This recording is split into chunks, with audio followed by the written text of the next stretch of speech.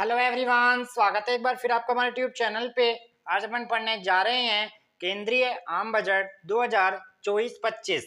देखो, यह one liner session रहने वाला है जिसमें अपन केंद्रीय आम बजट 2024-25 से लेकर संपूर्ण जानकारी पढ़ने का प्रयास करेंगे और आपको इसी क्लास के माध्यम से यह सब चीजें याद कराने का प्रयास करेंगे। तो आइए सेशन को पहला पॉइंट पढ़ने का प्रयास करते हैं। वित्त मंत्री निर्मला सीतारमण ने 23 जुलाई 2024 को लगातार अपना 7वां केंद्रीय बजट पेश किया। तो देखो, पहली लाइन से 3 सवाल बनते हैं। वित्त मंत्री निर्मला सीतारमण ने किस तारीख को अपना बजट पेश करा? 23 जुलाई 2024 को। लगातार अपना कौन सा बजट पेश किया? 7वां केंद्रीय बजट पेश किया। ठीक है, वर्तमान वित्त मंत्री निर्मला सीतारमण है। सीतारमण ने मोदी सरकार के तीसरे कार्यकाल के पहले बजट में बेरोजगारों, मध्यम वर्ग, महिला तथा किसान को ध्यान में रखते हुए 9 प्राथमिकताओं का ऐलान किया है। तो पहली लाइन से अपन को देखो, यहाँ से आपको ये बेरोजगारों, मध्यम वर्ग, महिलाओं तथा किसान, इन चारों पॉइंटों को तो याद रखना ही है। और ये जो 9 प्राथमिकता है ना, इनको भी आपको याद रखना है। तो पहला पॉइंट अपन ने क्या पढ़ा? वित्त मंत्री निर्मला सीतारमण ने 23 जुलाई 2024 को लगातार अपना 7वां केंद्रीय बजट 2024-25 पेश करा। निर्मला सीतारमण ने मोदी सरकार के तीसरे कार्यकाल के पहले बजट में बेरोजगारों, मध्यम वर्ग, महिला और किसानों को ध्यान में रखते हुए 9 प्राथमिकताओं का ऐलान किया है। इस सेशन को आप सुनेंगे भी ना तो आपको अधिकतर चीजें क्लियर हो जाएगी। देखो, अगला पॉइंट आता है, कुल 41.28 लाख करोड़ रुपए का बजट पेश किया गया है, जो पिछले वर्ष से 3.18 लाख करोड़ रुपए अधिक है। तो आपको यह डिजिट भी याद होनी चाहिए और यह पिछले साल से कितना अधिक है यह भी आपको याद रहना चाहिए। वित्त वर्ष 2024 में भारत का विकास दर कितनी रही है? 8.2% रही है। कितनी रही है? 8.2% रही है। इस बात का भी आप लोगों को ध्यान रखना है। यह डाटा भी आपको याद होना चाहिए। डाटा के साथ आप कोई भी कॉम्प्रोमाइज नहीं करेंगे। फिर अपन पढ़ते हैं, राजकोषीय घाटा सकल घरेलू उत्पाद का 4.9% रहने का अनुमान है और भारत की विकास दर 8.2%। तो यह दोनों पॉइंट आपको याद रहने चाहिए। बजट में बिहार को करीब 59,000 करोड़ रुपए और आंध्र प्रदेश को 15,000 करोड़ रुपए की मदद मुहैया कराने की घोषणा की गई है। तो बजट में बिहार को कितने रुपए मिले हैं? 59,000 करोड़ रुपए और आंध्र प्रदेश को 15,000 करोड़ रुपए की मदद मुहैया कराने की घोषणा की गई है। बजट में 5 राज्य कौन कौन से हैं? बिहार है, झारखंड है, पश्चिम बंगाल है, उड़ीसा है। आंध्र प्रदेश के विकास के लिए पूर्वोदय योजना की घोषणा की है। सवाल पूछ सकता है, पूर्वोदय योजना में कितने राज्यों को शामिल किया गया है? 5 राज्यों को शामिल किया गया है। कौन कौन से हैं? बिहार है, झारखंड है, पश्चिम बंगाल है, उड़ीसा है और आंध्र प्रदेश है। यहाँ तक की बातें क्लियर हो चुकी है? जल्दी बताइए। अब देखो, इस बजट की थीम विकसित भारत के लक्ष्य को प्राप्त करने के लिए रोड मैप। बजट थीम क्या है? विकसित भारत के लक्ष्य को प्राप्त करने के लिए रोड मैप। यहाँ तक की बातें क्लियर हो चुकी है? जल्दी बताइए। यहाँ तक की बातें क्लियर हो चुकी है?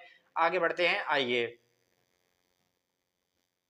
यह सबसे इंपॉर्टेंट पॉइंट है इसका जो अपन पढ़ने जा रहे हैं। बजट 2024-25 को देखो, यहाँ पे आपने देखा होगा बहुत सारे प्रधानमंत्री मोदी जी के भाषणों में या उनके और भी सांसद या मंत्रियों के भाषण के माध्यम से, देखो, एक तरफ राजनीति करते हैं हमारा दूसरा अलायंस, एक तरफ इनका अलायंस है, दूसरा अलायंस जातियों पे राजनीति कर रहा है और किसी मुद्दे पे राजनीति कर रहा है। लेकिन इन्होंने क्या बोला है, जो वर्तमान एनडीए सरकार है, उन्होंने कहा है कि आप जातियों पे बात न करके उन्होंने 4 वर्गों में बांटा। वर्ग में कौन कौन है? पहले नंबर पे गरीब है, दूसरे नंबर पे महिलाएं हैं, तीसरे नंबर पे युवा है और चौथे नंबर पे अन्नदाता अर्थात किसान है। तो उनके वह यह कहना चाहते हैं कि अगर आप इन चारों को ही कवर कर लेंगे ना तो भारत में हर जाति कवर हो जाएगी, हर वर्ग कवर हो जाएगा।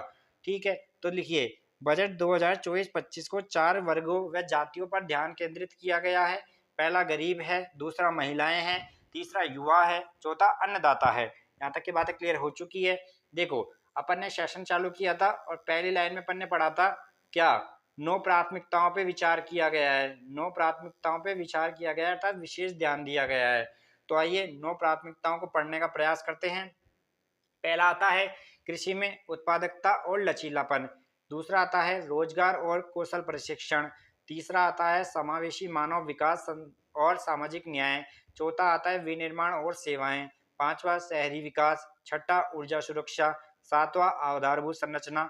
आठवां नवाचार अनुसंधान एवं विकास और नौवां अगली पीढ़ी के सुधार। तो यह आपको 9 प्राथमिकताएं भी याद होनी चाहिए। यहाँ तक की बातें क्लियर हो चुकी है।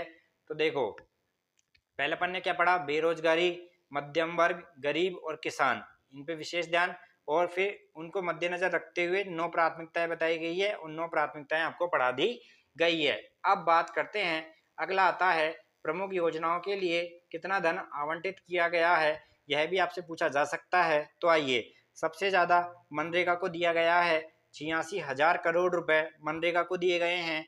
सौर ऊर्जा को 10,000 करोड़ रुपए, अनुसंधान और विकास परियोजनाओं को 1200 करोड़ रुपए, सेमीकंडक्टर का विकास और डिस्प्ले विनिर्माण को 6,903 करोड़ रुपए, नाभिकीय ऊर्जा परियोजना को 2,228 करोड़ रुपए, औषध उद्योग के लिए पीएलआई के लिए 2,143 करोड़ रुपए, प्रत्यक्ष लाभ अंतरण एलपीजी 1,500 करोड़ रुपए और आईडीईए स्कीम के अधीन क्रेडिट लाइन को 3,894 करोड़ रुपए आवंटित किए गए हैं। तो इसमें आपको सबसे मनरेगा को आपको याद करना है, सौर ऊर्जा को आपको याद करना है और शुरू के आपको तीनों पॉइंट ढंग से याद करने हैं। अब आइए, ठीक है, अब देखो 10,000 आवश्यकता आधारित जैव इनपुट केंद्र स्थापित किए जाएंगे। जैव इनपुट केंद्र स्थापित किए जाएंगे, कितने के स्थापित किए जाएंगे? 10,000 स्थापित किए जाएंगे। लिखिए, अगला पॉइंट देखते हैं। ईपीएफओ ने पंजीकृत पहली बार नौकरी करने वाले कर्मचारियों को 15,000 रुपए तक का एक माह का वेतन 3 किस्तों में प्रदान किया जाएगा। यहाँ तक कि आपको याद रहना चाहिए। 5 वर्ष की अवधि में 20 लाख युवाओं को कुशल बनाया जाएगा। 10,000 औद्योगिक प्रशिक्षण संस्थाओं के हब में उन्नत किया जाएगा।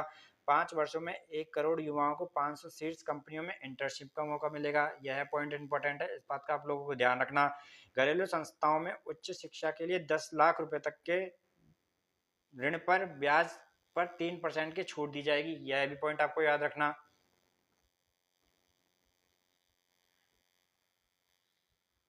अगला पॉइंट देखते हैं, प्रधानमंत्री जनजातीय उन्नत ग्राम अभियान। 63,000 गांवों को कवर करते हुए जनजातीय समुदाय की आर्थिक, सामाजिक व आर्थिक स्थितियों में सुधार लाया जाएगा। यह भी आपको याद रखना है, ठीक है। पूर्वोत्तर क्षेत्र में इंडिया पोस्ट पेमेंट बैंक की 100 से अधिक शाखाएं स्थापित की जाएगी। पोस्ट ऑफिस से संबंधित है। मुद्रा ऋण एमएसएमई को बढ़ावा देने के लिए तरुण श्रेणी के अंतर्गत मुद्रा लोन को 10 लाख से बढ़ाकर 20 लाख रुपए कर दिया गया है। यह पॉइंट आपको आपको याद होना चाहिए। पीएम आवास योजना के तहत 10 लाख करोड़ रुपए के निवेश से 1 करोड़ शहरी और मध्यम वर्गीय परिवारों की समस्या हल होगी। ग्रामीण और शहरी क्षेत्रों में 3 करोड़ अतिरिक्त घर बनाए जाएंगे। प्रधानमंत्री गरीब कल्याण अन्न योजना को 5 साल के लिए बढ़ाने का फैसला लिया गया है। Last time very very important है, आपको लोगों को ध्यान रहना चाहिए।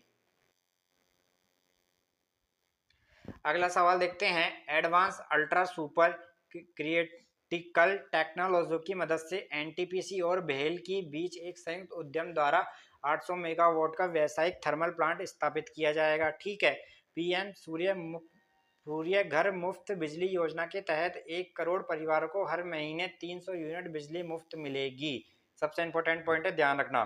बुनियादी ढांचे के लिए 111 करोड़ रुपए का प्रावधान किया गया है। राज्यों को 1.5 लाख करोड़ रुपए का ब्याज मुक्त कर्ज आवंटित किया गया है। इस पॉइंट को भी आप लोग याद रखेंगे।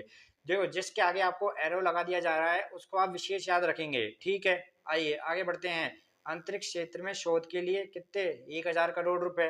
कर प्रस्ताव, वेतन भोगी के लिए नए टैक्स रिजिम में अब 7 लाख रुपए तक की आय क्रय मुक्त होगी। मानक कटौती को बढ़ाकर 75,000 किया गया है।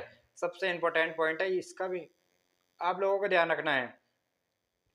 पेंशन भोगियों के लिए पारिवारिक पेंशन पर कटौती 15,000 रुपए से बढ़ाकर 25,000 रुपए कर दी गई है। ठीक है। सभी वित्तीय और गैर वित्तीय परिसंपत्तियों पर दीर्घकालिक लाभ 12.5% की दर से लागू होगी। इसका भी आप लोग ध्यान रखेंगे। कुछ वित्तीय परिसंपत्तियों पर अल्प अवधि लाभ पर 20% कर लगेगा, ये जिन पे टैक्स लगा दिया गया है उनका आपको ध्यान रखना है। अपील पर लंबित आयकर विवादों के समाधान के लिए विवाद से विश्वास योजना का शुरू किया गया है। विवाद से विश्वास योजना, आपको इसका भी नाम याद होना चाहिए। विदेशी कंपनियों पर कॉरपोरेट कर की दर 40% से घटाकर 35% कर दी गई है। फिर से याद रखेंगे आप। सोने और चांदी पर शुल्क सीमा शुल्क घटाकर 6% कर दिया गया है, जो पहले 15% था। प्लेटिनम पर सीमा शुल्क 6.4% कर दिया गया है। यह भी देखो, जो भी इंपॉर्टेंट है, ऐसे तो पूरा बजट इंपॉर्टेंट है, लेकिन सबसे ज्यादा जहाँ से आपसे सवाल पूछे जाएंगे ना, वह कुछ पॉइंट रहते हैं। शहरों में स्वरोजगार को बढ़ावा देने के लिए 100 साप्ताहिक बाजार स्थापित करने की घोषणा की गई है। रक्षा मंत्रालय को सर्वाधिक 6.22 लाख करोड़ रुपए का बजट आवंटित किया गया है, जो कुल बजट का 12.9% है। यह सवाल आपसे पूछा जा सकता है। शिक्षा के लिए 1.48 लाख करोड़ रुपए आवंटित किए गए हैं। पर्यटन क्षेत्र के लिए 2,479 करोड़ रुपए बजट आवंटित किया गया है। ठीक है, 2,479 समझ चुके हैं आप, 79 ठीक है। आयुष्मान भारत प्रधानमंत्री जन आरोग्य योजना के लिए 73,000 करोड़ रुपए, इसको याद रखेंगे। प्रधानमंत्री किसान सम्मान निधि के लिए 60,000 करोड़ रुपए आवंटित किए गए हैं, यह भी इंपॉर्टेंट है। महिलाओं व लड़कियों से जुड़ी योजनाओं के लिए 3 लाख करोड़ रुपए आवंटित किए गए हैं। बजट 2024-25 में बिहार के लिए प्रत्यक्ष तौर पर करीब 59,000 करोड़ रुपए की योजनाओं का ऐलान किया गया है, यह हम आपको बता चुके हैं। पटना, पूर्णिया, भागलपुर, बक्सर और बोधगया दरभंगा तक एक्सप्रेसवे निर्माण को स्वीकृति मिली है। बिहार की सड़क परियोजनाओं के लिए 26,000 करोड़ रुपए, 21,400 करोड़ से भागलपुर में विद्युत परियोजनाएं शुरू होगी। ठीक है, जब भी तो बजट आया था तो विपक्ष ने क्या कहा था कि पूरा केंद्र किस पे केंद्रित किया गया है, बिहार पे केंद्रित किया गया है। तो बिहार के बारे में सारे पॉइंट पढ़ना जरूरी है। कोसी मेची लिंक परियोजना को मंजूरी दे दी गई है। बाढ़ से नुकसान के अध्ययन और रोकथाम के लिए 11,500 करोड़ रुपए का बजट निकाल दिया। नालंदा विश्वविद्यालय और उसके गौरवशाली स्वरूप को पुनर्जीवित करने के लिए नालंदा को एक पर्यटन केंद्र के रूप में विकसित किया जाएगा। वेरी वेरी इंपॉर्टेंट है। राजगीर के हिंदू, जैन एवं बौद्ध तीर्थ स्थलों को वैश्विक पर्यटन मानचित्र पर लाया जाएगा। ठीक है, बिहार में 10 नए एयरपोर्टों को सौगात दे दी गई है। सब बिहार है, और बिहार के आप बारे में बात करेंगे, बिहार में कम से कम 2 मेडिकल कॉलेज मिल सकेंगे। यहाँ तक की बात क्लियर हो चुकी है।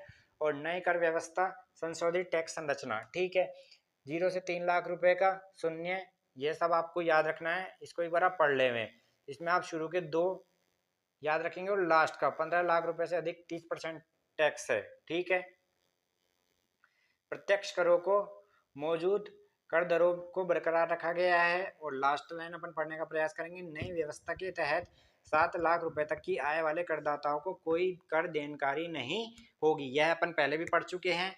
तो यह आज का हमारा वेरी वेरी इंपॉर्टेंट सेशन था। हर एग्जाम के लिए, कोई सा भी एग्जाम देने चल जाना, एसएससी, रेलवे, कोई सा भी बैंकिंग, कोई सा भी आप गवर्नमेंट एग्जाम देने जाओगे, केंद्रीय आम बजट 2024-25 से आपसे सवाल पूछे जाते हैं।